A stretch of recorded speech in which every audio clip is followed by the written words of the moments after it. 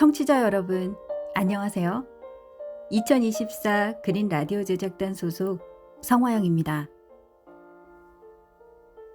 우리가 먹고 마시고 쓰는 것들 중 일부는 개별 순환 과정을 거쳐 다시 우리에게로 돌아와 건강에 위험이 되기도 합니다. 오늘은 미세 플라스틱을 주제로 말씀드리려고 합니다. 청취자 여러분 중에 시원한 아이스 아메리카노 한 잔을 마시면서 이 방송을 듣고 계신 분도 많으시죠? 그 아이스 아메리카노 어디에 담겨 있나요? 투명하고 반짝이는 일회용 플라스틱 컵에 담겨 있나요?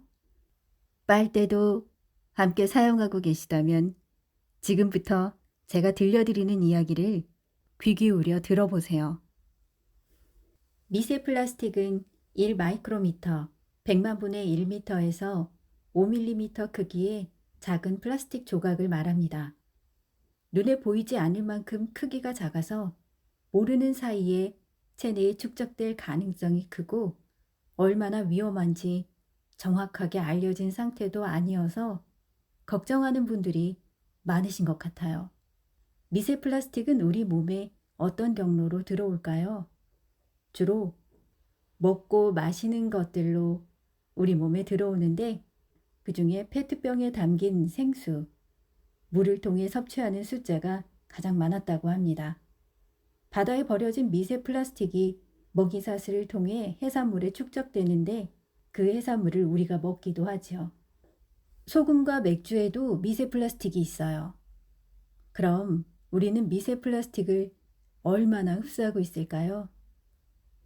2019년에 세계 자연기금 WWF가 호주 캐슬대와 진행한 플라스틱의 인체 섭취 평가 연구 결과 한 사람당 미세 플라스틱 약 2,000개를 매주 소비하고 있다고 분석했어요. 무게로 환산하면 5g인데요. 5g이면 신용카드 한 장, 메추리알 반 개 정도예요. 한 달이면 식빵 반장 무게인 21g, 1년이면 250g 넘게 섭취되고 일생 동안 평균 20kg의 미세 플라스틱을 섭취한다고 합니다. 세상에, 설마 20kg이 모두 우리 몸에 쌓이는 건 아니겠죠? 다행히도 우리가 섭취하는 미세 플라스틱이 전부 몸에 흡수되어 쌓이는 것은 아니라고 합니다. 우리 몸의 소화기관과 면역체계를 거치면서 대부분 외부로 배출된다고 합니다. 다만 아주 작은 크기의 초미세 플라스틱 조각들은 혈관을 타고 신체의 장기에 머물면서 염증을 일으킬 가능성도 있다고 합니다.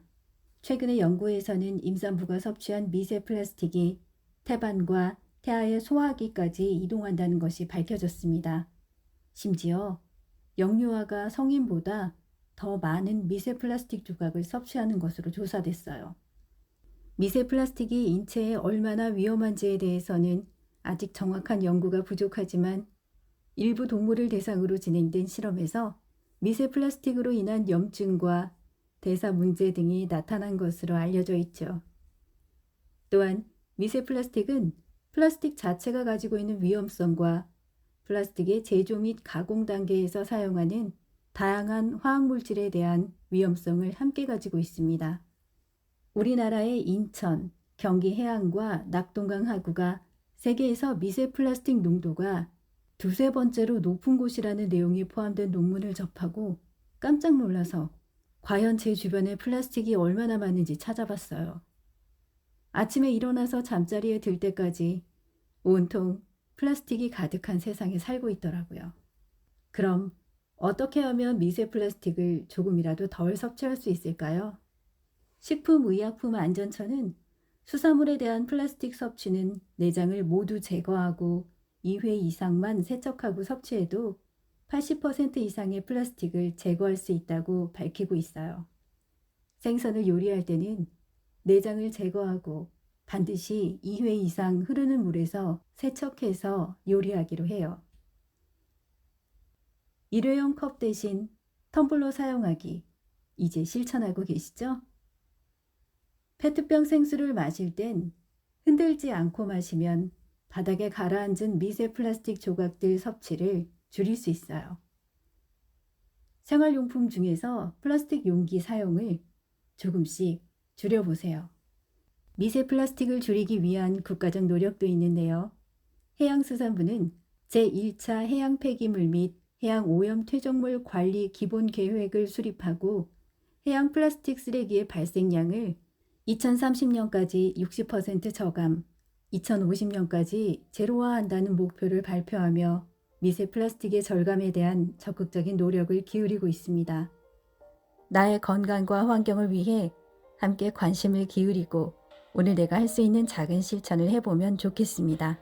오늘은 여기까지입니다. 다음 시간에 더 많은 환경 이야기를 들려드리겠습니다. 즐거움으로 가득한 꽉 찬 하루 보내시길 바랍니다. 청취해 주셔서 감사합니다.